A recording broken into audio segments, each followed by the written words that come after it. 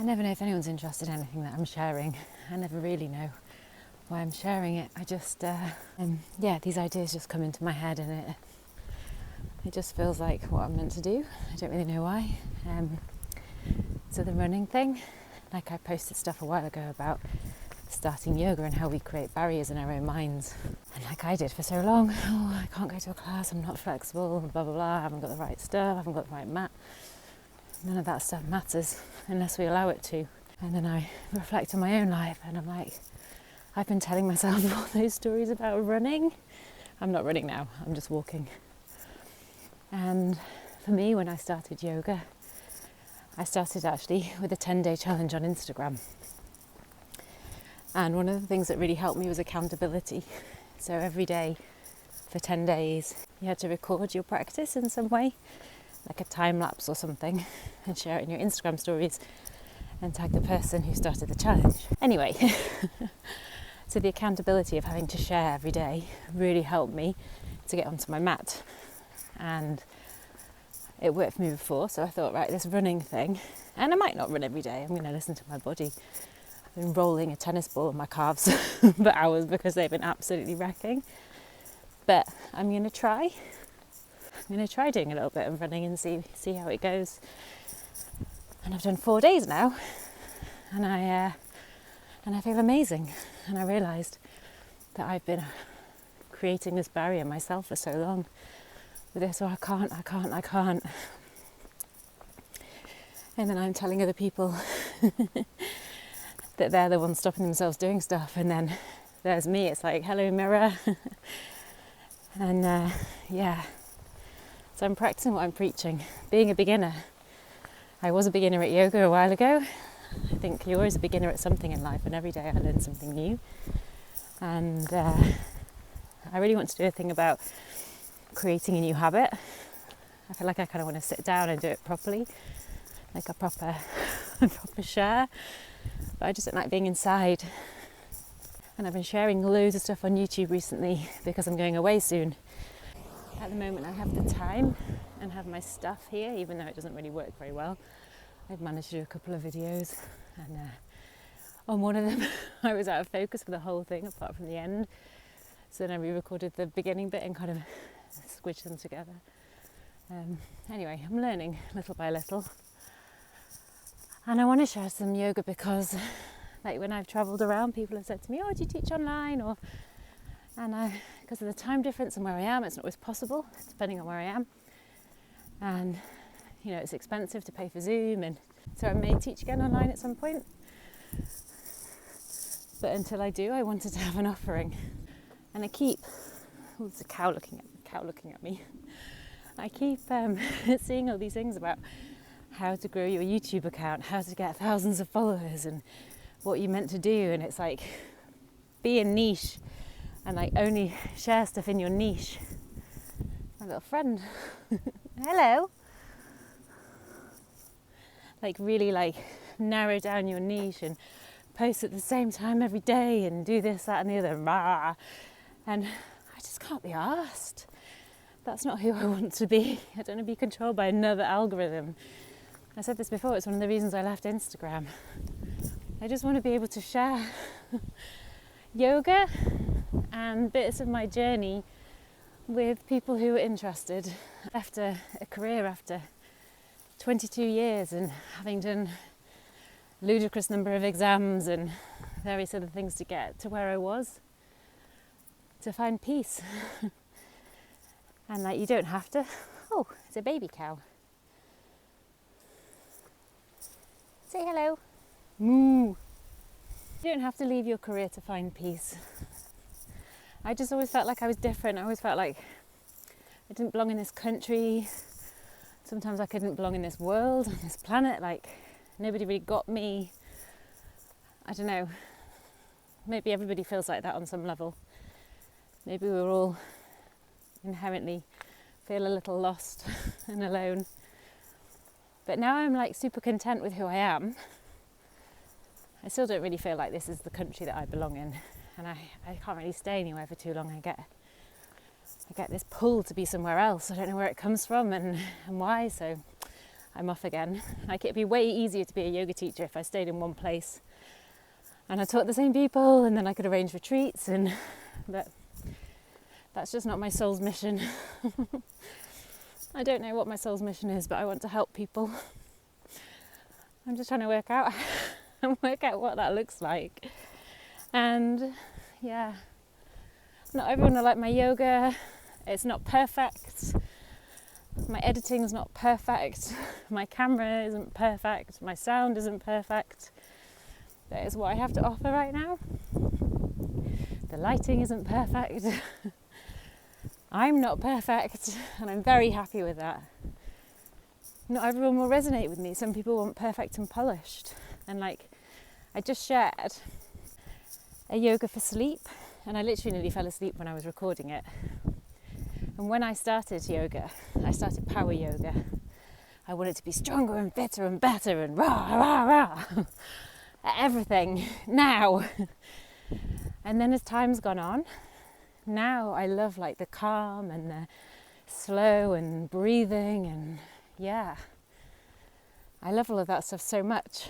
And I love to teach that. I love to see people feeling calm, not like frustrated with themselves because they can't do something. I love to see people just enjoying being. I love it. And that's how I feel like I help people in some small way, by creating that space where they can just be without judgment or fear of judgment. Just, yeah. So like, my own practice is a bit all over the place. Some days it's really strong, some days it's not. But my heart lies, I think, now in the more gentle stuff. Like yoga nidra, I qualified in because I couldn't sleep. I think I've talked about this before as well. I had insomnia for years and years and years and years and years. And I took everything. And in the UK, you can't buy melatonin. It's ridiculous. You have to be like over 50 and it's GP prescription only. But in so many other countries you can. And so I was prescribed Zopiclone and all sorts of horrible things. Anyway, Yoga Nidra helped me, which is why I learned to do it. So I feel like when something helps me, I want to share it. And I don't know why, I don't know where that comes from, but it's just who I am. And the first time I found a video camera, I remember my parents' friends when I was, I don't know, maybe like 12, had this like massive video camera, and I was like filming everything on it, and I wanted to be a camera woman at one point. That was my like career goal. And I've always loved making videos and editing them as long as I can remember. And creating. I remember creating a website where you had to type the letters in. Like, not like now, you had to like actually type in all the kind of, I can't remember what it's called now, but the text. All sorts of stuff. Anyway, waffly. I just feel like I wanted to share a little bit about my why, and I will do something about creating a new habit, because this whole running thing, look how beautiful it is. The sun's setting. I've just come out for a little walk after dinner. I run in the morning. I'm not really an evening exercise person. I find if I do like energetic stuff, I don't sleep. So like a nice little stroll, chatting to myself on my screen. But yeah, it's funny, like how do you know what your soul's mission is? How do you find out? I don't know. I just keep following my heart, and I feel like I'm getting closer to it, but yeah. Deeper and deeper into the down the rabbit hole, or whatever it is. The red pill or the blue pill. I just feel like there's so much more to life to be explored and to learn. Like I've always wanted to be bilingual, but it's a bit windy now. I spent so long in Costa Rica, and I'm a bit sad that I didn't start sharing on YouTube when I was there, because it was incredible. Living in the jungle, I was living in a tent. And I mean, it was in an eco lodge, so we got like food cooked for us, which was amazing. And there were toilets and showers were outside, and it was cold water, and But I fell asleep every night to the sound of the waves crashing, woke up at 4 a.m. to the howler monkeys, and it's one of the most incredible experiences of my life, and at times like massively isolating. And most of the people I work with, pretty much all the people I work with, were Costa Rican, and I didn't speak Spanish when I went, but I had to start to learn quite quickly.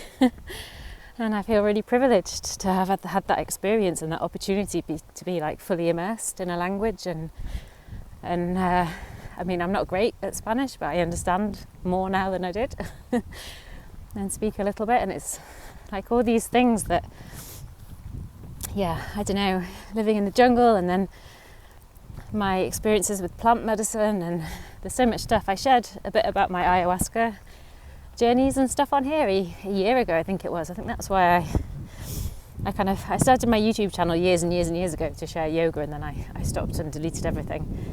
And then I shared about my plant medicine. Sorry, it's windy. I shared about my plant medicine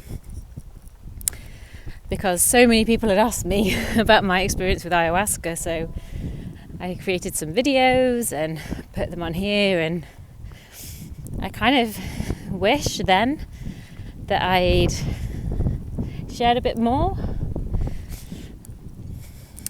But anyway, it was all after the jungle. And but I'm going away super soon to Anika Lodge, not in Costa Rica, in a little bit closer. And then I have plans, but I don't tend to share my plans because life has a way of throwing curveballs, and you can make plans and then something happens and your plans change. Most of the time I don't really have plans. Just have a vague idea of what I'm going to do. I'm going to stop waffling now. If anyone actually stayed and listened to this, thank you. The beautiful sunset in the beautiful Northumbrian countryside. I mean, there are some things about this country that I absolutely love. Like this. I am on my own. And it's beautiful. And there are dandelions here. Right? I was thinking the other day, my granny when I was little used to say, if you pick dandelions you wet the bed. And I read why, and it's something to do with their diuretic effects. And the name in French, pissenlit, was to wet the bed, apparently. And the only continent that dandelions don't grow on is Antarctica. It's fascinating. And another thing, while I'm talking about dandelions being diuretics, there are so many people that don't believe in plant medicine and they think it's a load of rubbish. And I walked past a field of poppies, in fact I can see it in the distance now, and I was reflecting on this because pretty much everybody will have either experienced some form of opium type products, codeine, morphine in their life, either them or a relative or somebody. And that's from poppies. And plant medicine is the original, not the alternative. And I have done so much healing with plants, and I just think I have this like different connection with nature now than I used to when I was like head smashed, burnt out, and also creativity. I totally lost my ability to be creative, and in the last year and a half I've refound it again. I see all these posts and things on YouTube where people talk about how they've recovered from burnout, but yet still in the same job and situation that they were in before. And for me, I don't know, I reduced my hours at work, and then I started taking more and more unpaid leave. So I was there like less and less, and then I was like, right, I'm going to take a sabbatical. And when I took the sabbatical and I stepped out of that world for a longer period of time, I was just like, I can't go back. I cannot go back into that world. And people say it's such a shame, you work so hard to get here and you've got all these skills and blah, blah, blah. And I'm like, I can't go back. I sacrificed most of my life for that career. And from when I was 18, I actually took a year out before I went to university, but from 19 until 34, I was just going forwards, Just keep achieving, keep getting to the next thing, the next thing. Yeah, so I didn't look left and right, and then when I kind of finished my training and I got my final job, I was like, oh, so now I do this for the rest of my life, for forever ever, like this, every day? And I was like, there's something else out there, surely. Just get up, drive to work, do this job, go home, drink wine, sleep badly, and repeat ad infinitum. And I was like, this can't be it. And my partner at the time, I said to him, we haven't got children, maybe we could go and live in another country. And he didn't even want to explore that idea. I realised one day that my dreams were my dreams and his dreams were his dreams, and they weren't the same. So, yeah, I left. And then I had like a total meltdown. I don't know why I'm sharing all this. I had a total meltdown. And I didn't eat and I didn't sleep. Ended up with pneumonia, and I thought I was going to die. I felt like so ill. Anyway. And then I found yoga, and then lockdown happened. And at the time I was like, oh no, I'm ready. I'd just done my yoga teacher training and I was ready to leave my job. But now I look back and I realise I wasn't ready. I started running a little festival, and yoga and paddleboarding festival and various other things, and then I felt like the world opened up, and I took my sabbatical, and now here I am. So if you want to live this dream life, 47-year-old unemployed, then just follow me for more tips. But I feel free. I got rid of almost everything that I owned, which is lucky because I don't have a house. And I don't know what the future holds. I don't know, but I'm taking the risks that I need to take to find out.